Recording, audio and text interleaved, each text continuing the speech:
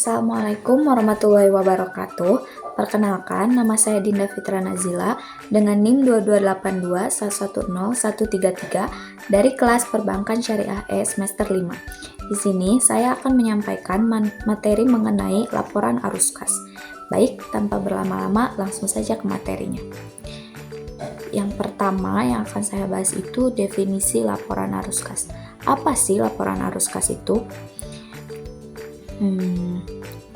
Menurut pernyataan Standar Akuntansi Keuangan atau PSAK 207 yang mengatur tentang laporan arus kas, yang dikenal sebagai laporan arus kas. Standar ini mengharuskan perusahaan untuk menyajikan laporan arus kas yang membagi arus kas ke dalam 3 aktivitas utama.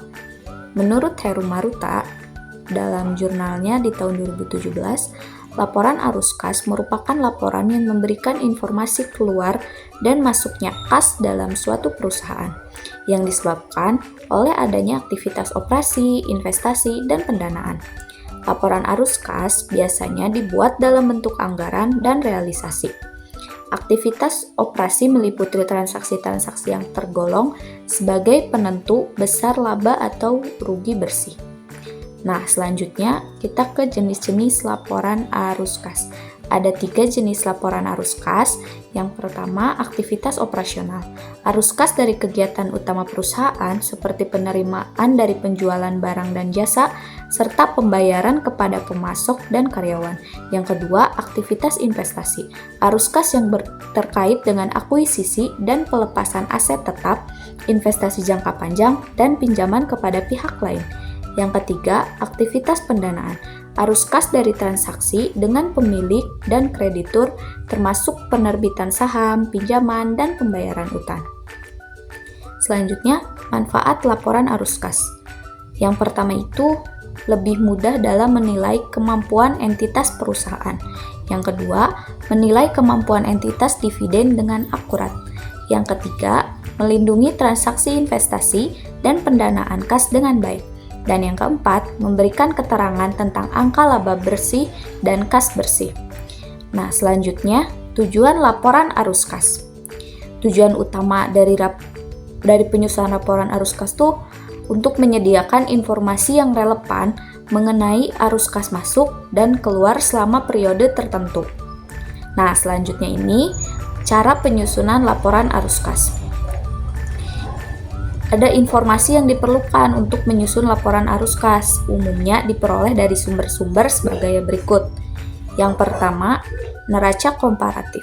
Yang kedua, laporan laba rugi yang memberikan informasi tentang laba bersih dan komponennya. Dan yang ketiga, informasi pendukung yang diperoleh dari hasil analisis perubahan rekening-rekening. Nah, ada 2 nih metode penyusunan laporan arus kas. Yang pertama itu metode langsung atau direct method. Penyusunan laporan arus kas menggunakan metode langsung berdasarkan pada jurnal yang berkaitan dengan kas dan rekening koran bank. Metode ini menggunakan informasi terkait aktivitas operasi perusahaan dalam penyusunannya. Terus penerimaan dan pengeluaran perusahaan akan dikelompokkan berdasarkan pada aktivitas operasi. Pada bagian selanjutnya akan dicatat penerimaan serta pengeluaran kas yang berasal dari aktivitas investasi dan pendanaan. Lalu yang kedua itu ada metode tidak langsung atau indirect method. Laporan arus kas metode tidak langsung itu disusun dengan 3 elemen secara lengkap. Sumber data dari laporan arus kas metode tidak langsung adalah laporan laba rugi periode bersangkutan. Laporan laba rugi tersebut digunakan untuk mengetahui laba bersih milik perusahaan. Nah, sumber data berikutnya yang dijadikan sebagai patokan dalam penyusunan laporan arus kas metode tidak langsung adalah neraca pada periode berikutnya.